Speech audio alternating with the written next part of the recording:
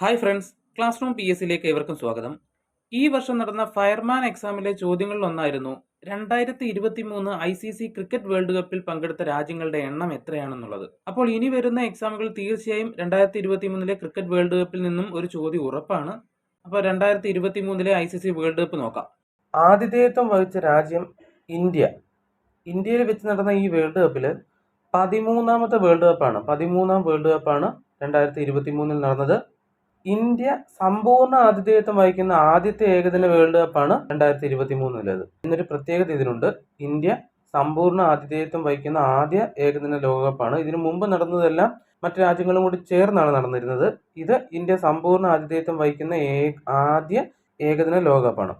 2023 world കപ്പിന്റെ final നടന്ന സ്റ്റേഡിയമാണ് Narendra Modi stadium, Ahmedabad. ഗുജറാത്തിലെ അഹമ്മദാബാദിലുള്ള നരേന്ദ്രമോദി സ്റ്റേഡിയത്തിൽ വെച്ചാണ് ഫൈനൽ നടന്നത്. ഫൈനലിലെ വിജയി ഓസ്ട്രേലിയയാണ്. ഓസ്ട്രേലിയയുടെ 6ാമത്തെ കിരീടമാണിത്. റണ്ണേഴ്സ് അപ്പ് ആയത് ഇന്ത്യയാണ്. വിജയി ഓസ്ട്രേലിയ, 6ാമത് കിരീടം നേടി. Runners up India. 2023 ഏകദിന വേൾഡ് കപ്പിൽ പങ്കെടുത്ത രാജ്യങ്ങളുടെ എണ്ണം 10 രാജ്യങ്ങളാണ്.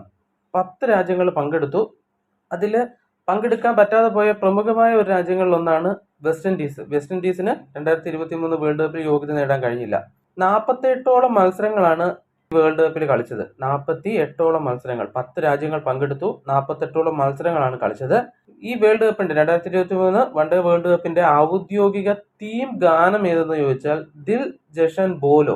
ദിൽ ജഷൻ ബോലോ എന്ന ഗാനമാണ് ഔദ്യോഗിക തീം ഗാനം. ഭാഗ്യ ചിഹ്നമായി തിരഞ്ഞെടുക്കപ്പെട്ടത് ബ്ലെയ്സ്, ഡോങ്ക് എന്നീ ആനിമേഷൻ കഥാപാത്രങ്ങളാണ്. Blaze, Tonk. ഭാഗ്യചിഹ്നം ബ്ലെയ്സ്, ഡോങ്ക്. 2023 വേൾഡ് കപ്പില് മാൻ ഓഫ് ദി ടൂർണമെന്റ് ആയിട്ട് തിരഞ്ഞെടുക്കപ്പെട്ടത് Kohli. Man of the tournament Kohli.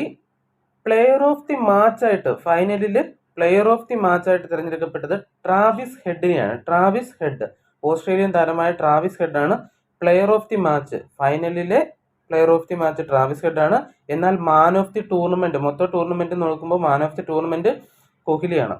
അതുപോലെ തന്നെ ഏറ്റവും കൂടുതൽ റൺസ് നേടിയ താരവും കോഹ്ലിയാണ്. 765 റൺസാണ് അദ്ദേഹം ഈ വേൾഡ് കപ്പിൽ നേടിയത്. ഏറ്റവും കൂടുതൽ റൺസ് നേടുന്ന താരവും മാൻ ഓഫ് ദി ടൂർണമെന്റും കോഹ്ലിയാണ്. 765 റൺസ് എടുത്തതോടുകൂടി ഒരു ഏകദിന ലോകകപ്പിൽ ഏറ്റവും കൂടുതൽ റൺസ് നേടുന്ന താരം എന്ന ബഹുമതി അദ്ദേഹത്തിന് കിട്ടി.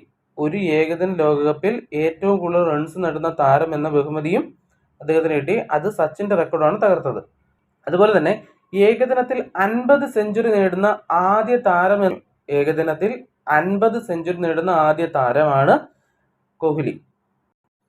അതും 49 സെഞ്ചുറി നേടിയ സച്ചിന്റെ റെക്കോർഡാണ് തകർത്തത്. 50 സെഞ്ചുറി നേടുന്ന ആദ്യ താരമാണ് കോഹ്ലി. എന്നാൽ ഈ വേൾഡ് കപ്പിൽ ഏറ്റവും കൂടുതൽ വിക്കറ്റുകൾ നേടിയത് മുഹമ്മദ് ഷമിയാണ്. മുഹമ്മദ് ഷമി, ഇന്ത്യൻ ബൗളറായ മുഹമ്മദ് ഷമിയാണ്. 24 വിക്കറ്റുകളാണ് അദ്ദേഹം നേടിയത്. ഏകദിനത്തിൽ 7 വിക്കറ്റ് നേടുന്ന ആദ്യ ഇന്ത്യൻ ബൗളറാണ് മുഹമ്മദ് ഷമി.